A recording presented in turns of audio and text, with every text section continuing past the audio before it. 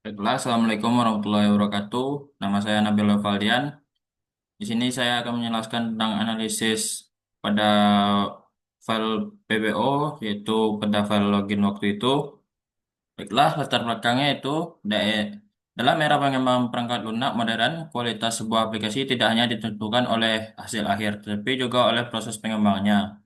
Untuk memastikan perangkat lunak berjalan sesuai kebutuhan, stabil, dan mudah dipelihara, diperlukan metodologi pengembangan sistem yang terstruktur, dan salah satunya yaitu SDLC. Salah satu model SDLC yang paling klasik dan menekankan pada alur kerja yang sistematis adalah model waterfall. Model ini menentukan penyelesaian satu tahap secara utuh sebelum melangkah ke tahap berikutnya, melalui dari analisis kebutuhan hingga pemeliharaan.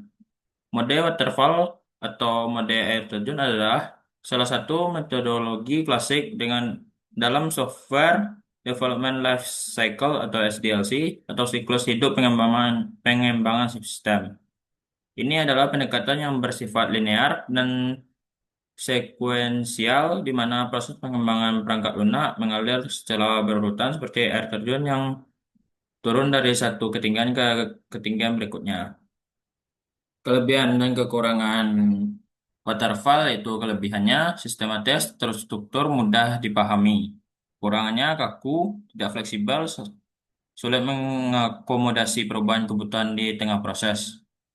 Kebutuhan jelas, sangat cocok untuk proyek dengan requirement yang stabil seperti kalkulator, deteksi bug, terlambat terlambat pengujian baru dilakukan di akhir proyek sehingga risiko perbaikan menjadi mahal. Kelebihannya selanjutnya yaitu dokumentasi kuat seperti Fasib menghasilkan deliverable yang lengkap dan terdokumentasi.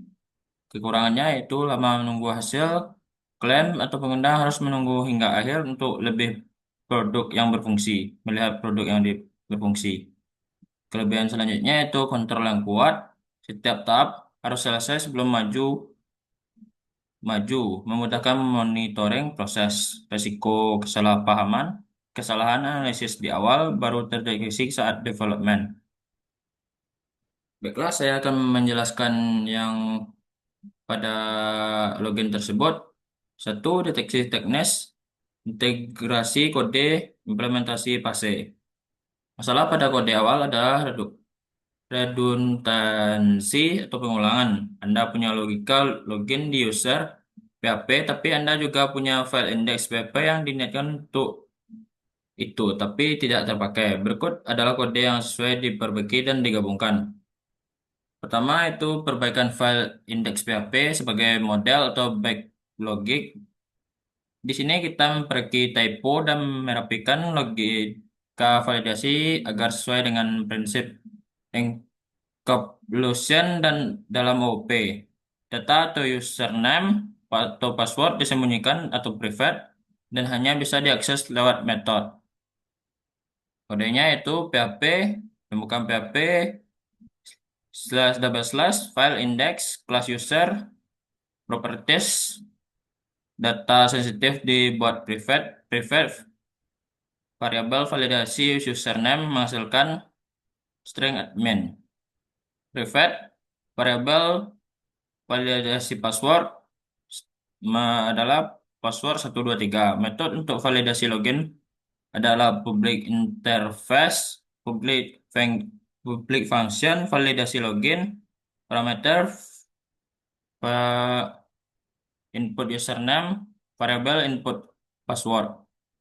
Membersihkan input atau variabel username ke trim parameter variabel input username, variabel password, trim variabel input password. Logika validasi if parameter variabel username eh, variabel this menuju validasi valid username, variabel password this menuju ke valid password. Return true, else, return false. Perbaikan file username sebagai view for 10 controller. Di sini kita menghapus kelas login yang ada di dalam file ini sebelumnya dan menggantikan dengan memanggil indeks PHP. Ini disebut separation of sources atau memisahkan tugas. PHP, pembukaan PHP slash double slash file user PHP double slash menghubungkan file file logika model require on index PHP variable message class if parameter variable service request method post variable username variable post username variable post password. Variabel instalasi objek membuat objek baru dari kelas user yang ada di indeks PHP, variabel user, new user. Tiga, pemanggilan metode menggunakan fungsi validasi dari objek tersebut. Parameter variabel user valid login, parameter variabel username, variabel password, variabel message